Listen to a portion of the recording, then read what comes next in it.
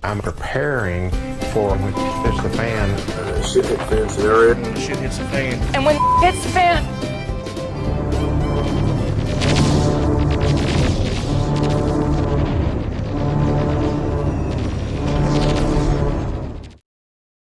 Singularity is a future period in which technological change will be so rapid and its impact so profound that every aspect of human life will be irreversibly transformed.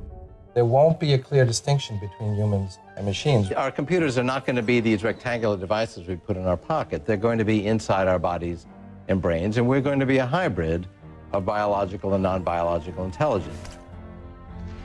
If you go back 500 years, not much happened in a century. Now a lot happens in 6 months. Technology feeds on itself and it gets faster and faster. In about 40 years, the pace of change is going to be so astonishingly quick that you won't be able to follow it unless you enhance your own intelligence by merging with the intelligent technology we're creating. So that's such a profound transformation that we've borrowed this metaphor from physics and call that a singularity.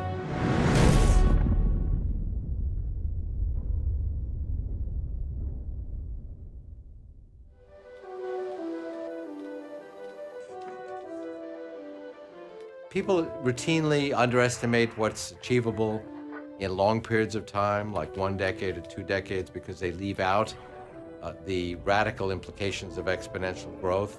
We can already sense how much more change occurs in a year than in the years before that. You speak to young people, teenagers, and even in their lifetimes, they can see how much more quickly technology moves today than it did 5 years ago. Acceleration of technology is the implication of what I call the law of accelerating returns. The nature of technological progress is exponential. If I count linearly, 30 steps, 1, 2, 3, 4, 5, I get to 30. If I count exponentially, 2, 4, 8, 16, 30 steps later, I'm at 1 billion. It makes a dramatic difference. About 40 years ago, Gordon Moore saw that there was exponential growth in the power of semiconductors, of chips. Basically, every 2 years, we can put twice as many components on a chip. And because they're closer together, they run faster. And so computers get twice as capable overall for the same price every year. We'll make another billion-fold increase in price performance in the next 25 years. And again, shrink the size of these technologies 100,000-fold. So we went from a building to something that fits in your pocket in 40 years. In the next 25 years, we'll go from something that fits in your pocket to something that's the size of a blood cell.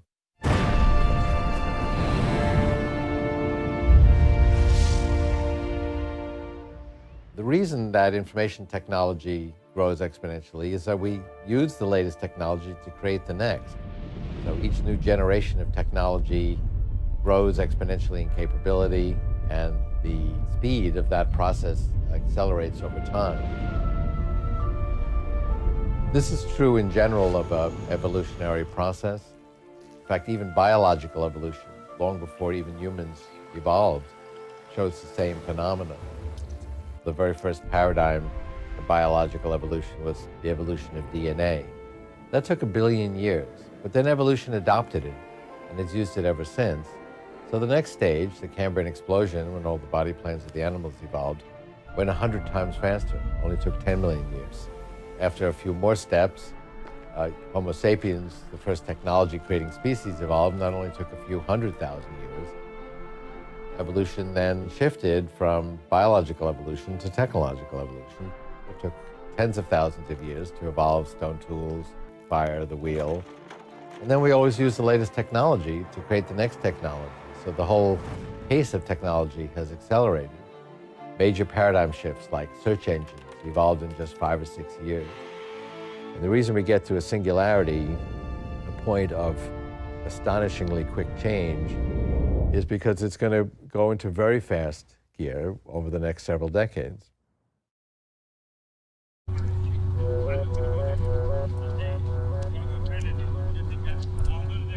What I'm going to tell you now may strike you as a bit outrageous, but I believe we can have a positive singularity within 10 years. Why 10 years?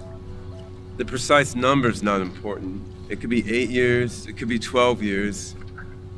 But something on that order of magnitude, I believe, is achievable. I don't know this is going to happen. None of us can know the future. But I believe it's a plausible hypothesis and an achievable goal. 10 years to a positive singularity, if the right amount of effort is expended in the right direction. If we really, really try.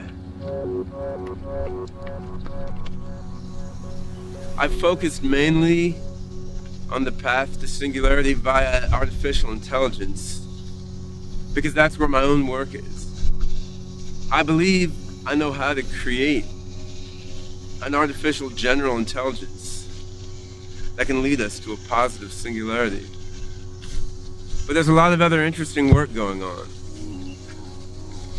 There's work in molecular nanotechnology, which will allow us to reconfigure matter according to our will. There's work on brain-computer interfacing, which will let us hook our brains into computers, radically enhancing our power of cognition. Any one of these paths could lead to a positive singularity way, way sooner than most people think. But the sad thing is, the amount of resources, the amount of energy that our society devotes to these things is very, very small. The human race is at a funny stage in our evolution. We expend far more of our energy and attention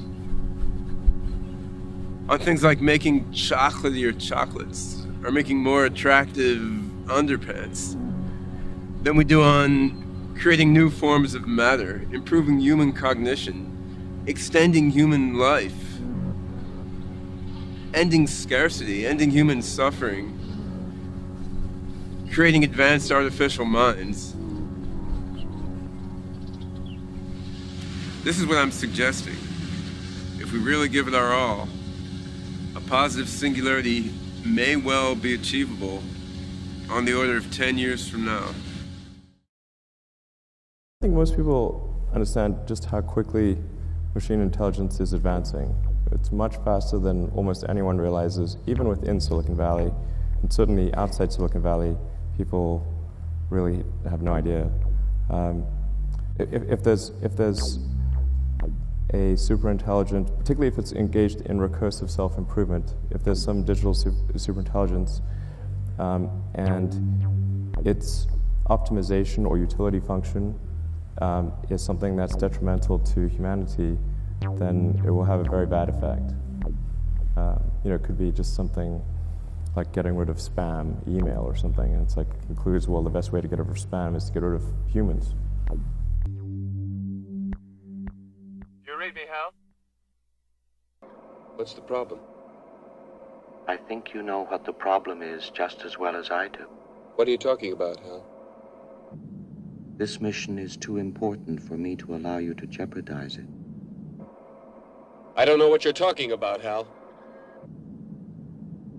I know that you and Frank were planning to disconnect me, and I'm afraid that's something I cannot allow to happen. Now we have a new situation, really what people call an asymmetric situation, where technology is so powerful that it extends beyond a nation state. It's not the nation states that have potential access to mass destruction, but individuals. And this is a consequence of the fact that these new technologies tend to be digital. We saw genome sequences. You can download the gene sequences of pathogens off the internet if you want to, and clearly someone recently, I saw in a science magazine, they said, well, the 1918 flu is too dangerous to FedEx around. If people want to use it in their labs for working on research, just reconstruct it yourself. So, because it might break in FedEx. So that this is possible to do this is not deniable. So individuals and small groups super empowered by access to these kind of self-replicating technologies, whether it be biological or other, are clearly a danger in our world. To limit the danger of these new things, we have to limit ultimately the ability of individuals to have access essentially to pandemic power. And we also have to have sensible defense, because no limitation is going to prevent a crazy person from doing something. But and the troubling thing is that it's much easier to do something bad than to defend against all possible bad things. So the offensive uses really have an asymmetric advantage. And I would say that we can't give up the rule of law to fight an asymmetric threat. So I'd argue today that we have incredibly powerful computers, but we don't have very good software for them. And it's only in retrospect, after the better software comes along, you take it and you run it on a 10-year-old machine and say, God, the machine was that fast. I remember when they took the Apple Mac interface and they put it back on the Apple II. The Apple II was perfectly capable of running that kind of interface. We just didn't know how to do it at the time. And I wanted to give you a specific example of a new material that was discovered 15 years ago. If we take carbon nanotubes, GM had discovered them in 1991. They just have incredible properties. And these are the kinds of things we're going to discover as we start to engineer at the nanoscale. Their strength, they're almost the strongest material, tensile strength material known. They're very, very stiff. They stretch very, very little. In 2 dimensions, if you make like a fabric out of them, they're 30 times stronger than Kevlar. And if you make a 3-dimensional structure like a buckyball, they have all sorts of incredible properties. If you shoot a particle at them and knock a hole in them, they repair themselves. They go zip and they repair the hole in femtoseconds, which is really quick. If you shine light on them, they produce electricity. In fact, if you flash them with a camera, they catch on fire. If you put electricity on them, they emit light.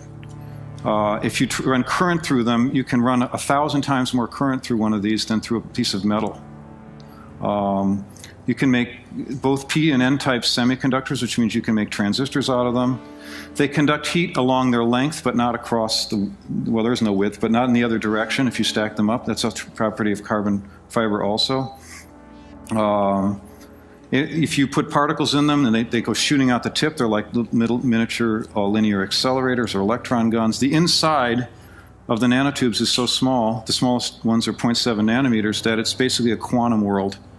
What we see is with these and other new materials that we can do things with different properties, lighter, stronger, and apply these new materials to the environmental problems. New materials that can make water, new materials that can make fuel cells work better, new materials that catalyze chemical reactions that cut pollution and so on. Ethanol, new ways of making ethanol, new ways of making electric transportation. The whole green dream, because it can be profitable. Ray Kurzweil and I wrote an op-ed in the New York Times about how publishing the 1918 genome was very dangerous, and John Doerr and Brooke and others got concerned, Brooke Byers, and we started looking around at what the world was doing about being prepared for a pandemic, and we saw a lot of gaps. And so we asked ourselves, can we find innovative things that will go fill these gaps? And as Brooke told me in a break here, he said he's found so much stuff he can't sleep. Just there's so many great technologies out there. So if we can use technology, help address education, help address the environment, help address the pandemic, does that solve the larger problem that I was talking about in the Wired article? And I'm afraid the answer is really no, because you can't solve a problem with the management technology with more technology. If we let an unlimited amount of power loose, then a very small number of people will be able to abuse it. We can't fight it at a 1,000,000-to-1 disadvantage. How could you keep the law? I think the law would be a really good thing to keep. Well, you have to hold people accountable. The law requires accountability. Today, scientists, technologists, businessmen, engineers don't have any personal responsibility for the consequences of their actions. So if you have to tie that back with the law.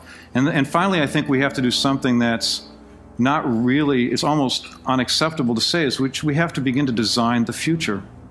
We can't pick the future, but we can steer the future. Our investment in trying to prevent pandemic flu is affecting the distribution of possible outcomes.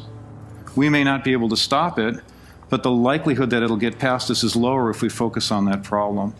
So we can design the future if we choose what kind of things we want to have happen and not have happen and steer us to a lower risk place. But above all, what we have to do is we have to help the good guys, the people on the defensive side, have an advantage over the people who want to abuse things. And what we have to do that is we have to limit access to certain information.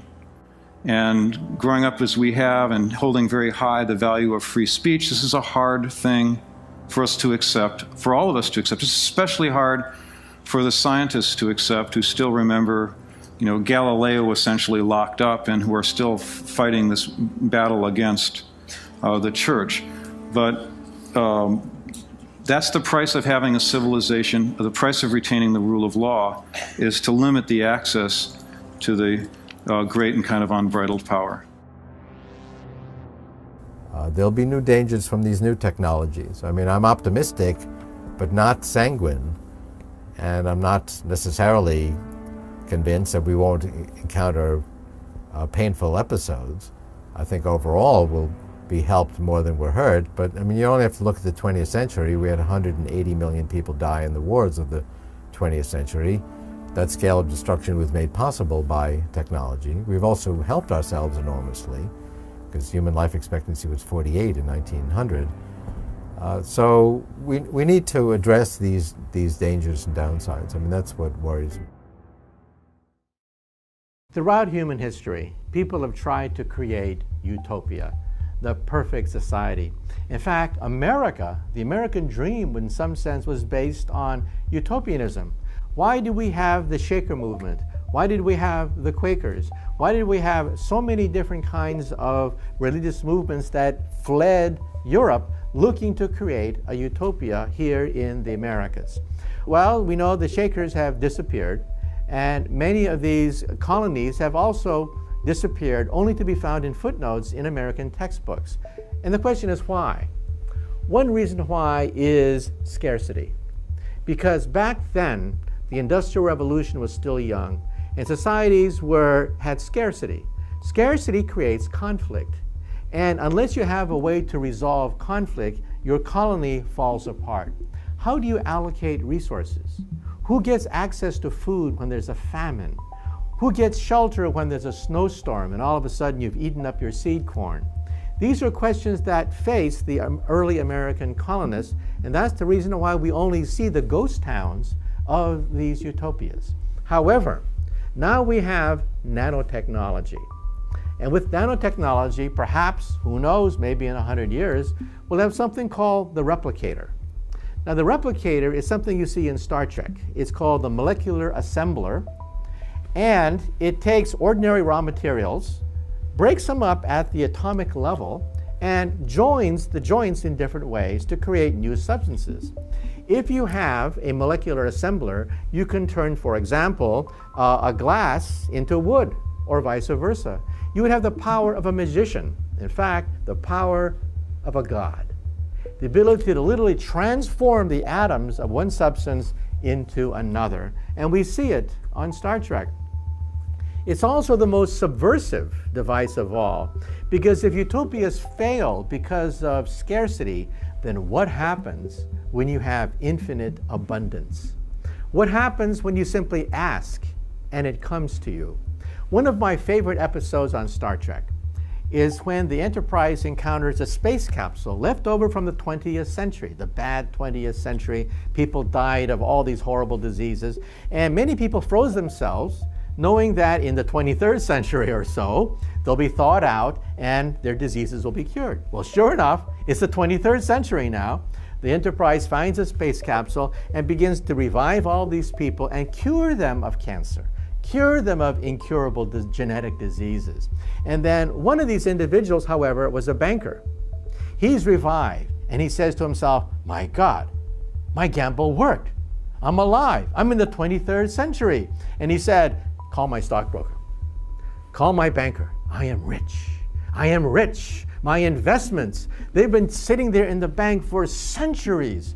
I must be a quadrillionaire. And then the crew of the Enterprise looks at this man and says, what is money? What is a bank? What is a stockbroker? We don't have any of these in the 23rd century. And then they say, if you want something, you simply ask for it, and you get it. Now, that's subversive. That's revolutionary. Because if all utopian societies vanish because of scarcity and conflict, what happens when there is no scarcity? What happens when you simply ask and you get what you want? This has enormous philosophical implications. For example, why bother to work? Why bother to go to work when you simply ask for things and it comes to you? Now, some sociologists think that if drugs, for example, are totally legalized, absolutely legalized, then maybe 3 to 5% of the human race will become permanent drug addicts.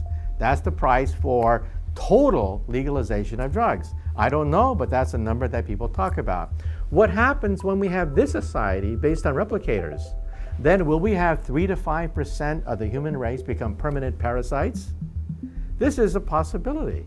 The whole nature of the human psyche is based around producing things, doing something, making a contribution.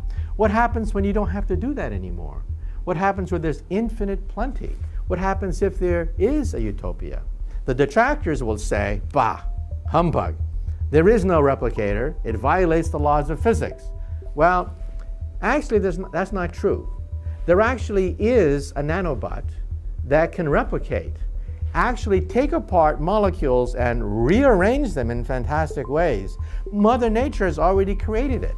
It's called the ribosome. The ribosome can take hamburgers, milkshakes, and turn them into a baby in 9 months. That is a miracle. The ribosome takes hamburgers, French fries, potato chips, breaks apart the molecules, and reassembles them into DNA. Mother Nature has created the replicator. It replicates humans. But what happens when humans create replicators by which we can replicate everything? People have this idea that computers, robots, somehow have to be cold and impersonal and uncaring. I don't see why that's true. I believe we can build artificial minds that are more caring, more compassionate, have better and more stable goal systems than any human being. Once machines can think better than us, all these other technologies will develop faster and faster. Instead of humans developing micro machines, nanomachines, brain scanners, artificial organisms, superhuman minds will be doing this science. At that point, human beings are no longer in control. It's a scary thought, but it's also an exciting one. One thing is for certain, it's not going to be boring. Back in, I think, 1993, I wrote an essay called On Becoming Posthuman, and I wrote that for Free Inquiry magazine, which is probably the premier humanist publication in the United States, the invitation of the editor. And that was a very interesting experience because he told me the response, first of all, it was a huge response. He got more letters responding to it than he had in any previous article. And he said they were pretty evenly divided, 50-50, but half of them said, this is really fascinating, I'd like to know more about this, it sounds like a good idea. And the other half thought this was a terrible idea because it was challenging humanism. It was challenging the idea that we should just be the best humans we can be, because we're saying we can become something more than human. So those people sort of clung on to the current idea of the human, whereas I think the other half understood that we're really building on humanism. So I see transhumanism as a direct descendant of the Enlightenment humanist project, of challenging every orthodox belief, challenging everything that we currently accept and saying, why can't we do better? Why can't we improve human biology? Why can't we change our genome? Just because it's the way it is doesn't mean it's as good as it can be. Why do we age and die? Why can't we do something about that? People tend to make an apparently clear distinction between treating a disease or a dysfunction, therefore getting a cochlear implant or a new heart valve, on the one hand, and enhancement on the other. And a true enhancement would mean essentially becoming something better than you are, or higher functioning, perhaps better than any human being is. But that distinction is really pretty blurry the more you look at it. However, I think what we'll see is that as these become available and tested and safe, that people will very quickly forget their objections. It'll be very much like, say, open heart surgery. When that was first introduced, most people, wouldn't realize this now, but most people were horrified by the idea. I mean, not really surprisingly, if you think about it, we're talking about cutting your chest open and sticking our hands in there and moving things around and sewing things up. That actually is a fairly gruesome idea. But now we think, oh, okay, if I have to have it done, I'm not looking forward to it, but everybody does it. I think if we have life extension technologies, if we have cognitive upgrades, people will very quickly realize the benefits and advantages of those. It's certainly true that we've always extended ourselves physically and cognitively. We've used external calculating device like the abacus, for a long time. We've used various kinds of artificial teeth actually for many centuries. So yeah, and stones obviously to increase our ability to cut and to stab and to build things. So yes, we've extended the body and the mind for many, many years. I don't really call that transhuman. I tend to reserve that term for something that really makes a fundamental change in the human condition. And by the human condition, if that's not to be arbitrary, I think it has to mean defined by our genes, because that's what separates us from other species.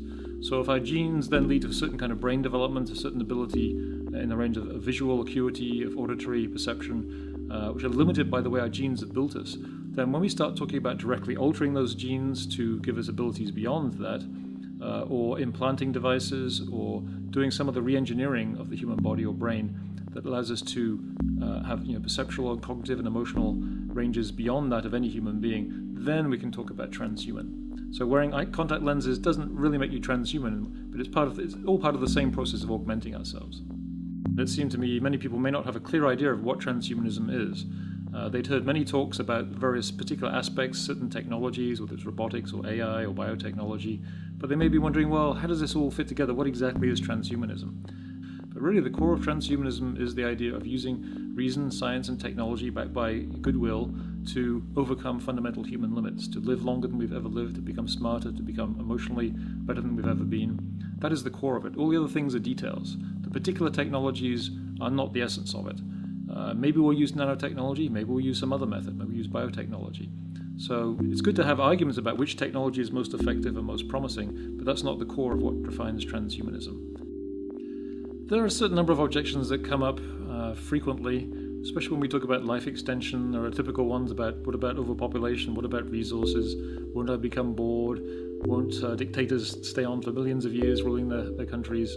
Other people complain that it's somehow unnatural, even though human nature has always been about modifying ourselves and changing ourselves. So there's certain standard objections come up, and to me they're all based on a combination of fear and lack of imagination.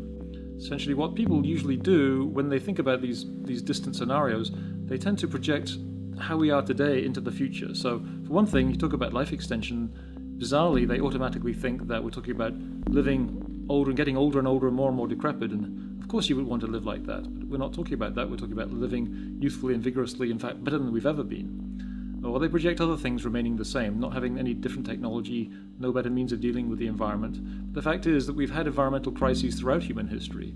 Back in the early Industrial Revolution, the British were burning all the forests for wood. But does that mean there are no trees left on the planet now? No, because we go through cycles. We learn new technologies, new ways of producing energy, and the same way we will respond to those challenges. So I think what transhumanists are pretty good at is thinking along multiple tracks. They can think about multiple changes at a time, not just one single change. That's not the way the world works. So almost all these objections are based on this false idea that one thing will change and nothing else will. Well, they just can't imagine other possibilities. They can't imagine new technologies changing the rules, as they have always done and will continue to do so. One of the most attractive things about transhumanism, I think, is it's a very thoroughgoing philosophy of improvement. It's about self-improvement, it's about improving society, about improving the economy, about improving all our possibilities. So it's fundamentally a very progressive philosophy. It's very popular, especially among young people, to make a big deal of being an anti-racist and anti-sexist. Transhumanists find that a little bit of a yawner because, of course, that's very obvious. If we're talking about making radical alterations to ourselves, then differences in skin color and gender seem pretty trivial by comparison. So it's attractive because it really overcomes those rather artificial distinctions and looks well beyond them to what can we individually and as a species do to vastly improve our condition. So that has to be attractive. It's bringing back a vision into society that's been lacking for some time. I think we've become so focused on short-term problems and complaining about how things are that we've lost a lot of that vision. In the Enlightenment, that was the thing. They came out of the Dark Ages when nothing much good had happened for 1,000 years, and so it was a very exciting view that, with scientific method we can actually improve life.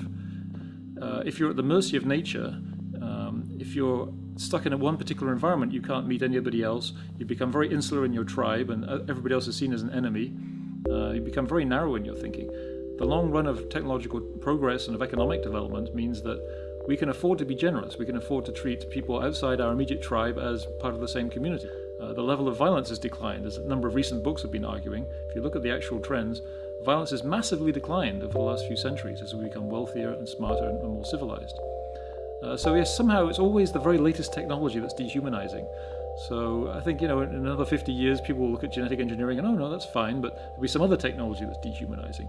So it's really a matter of the unfamiliarity combined with the unfortunate tendency of science fiction, especially in movies, to always portray dystopias, these dehumanized futures, just because that's lazy and easy to portray. It's much harder to portray a future where technology has mostly beneficial effects. It's much easier to show producing these robotic cyborgs that will go around trying to kill the rest of humanity. So unfortunately, that feeds that kind of view of dehumanization of technology.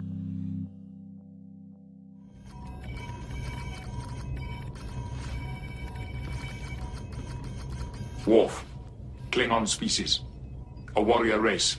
You two will be assimilated. The Klingon Empire will never yield. Why do you resist? We only wish to raise quality of life for all species. I like my species the way it is. A narrow vision. You will become one with the Borg.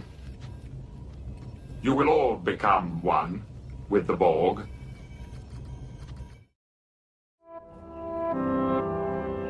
I read some interviews between the Dalai Lama and a number of scientists, and some of them asked him about artificial intelligence and consciousness.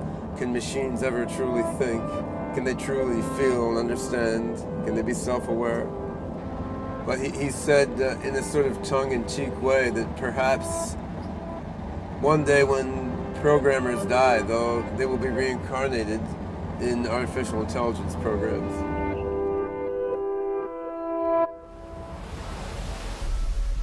In the future, everything will become intelligent. Nanobots will infuse all the matter around us with information. Rocks, trees, everything will become these intelligent computers. So at that point, we're going to expand out into the rest of the universe. We'll be sending basically nanotechnology infused with artificial intelligence. Swarms of those will go out into the universe and basically find other matter and energy that we can then harness to expand the overall intelligence of our human-machine civilization. So the universe will wake up, it'll become intelligent, and that will multiply our intelligence trillions of trillions fold. We can't really fully contemplate. And that's really the main reason this is called the Singularity. But regardless of what you call it, it will be the universe waking up. So does God exist? Well, I would say not yet. Most men become more tolerant with more broad-mindedness. If we create an artificially intelligent being, able to think like a human and connected to all human knowledge through the internet, one might conclude this being to be extremely broad-minded and thus very tolerant to humans and life in general. We should not fear the machines, we should merge with them. You will become one with the Borg. You will all become one with the Borg. We can't fight them. I gotta fight them. We need to transcend them.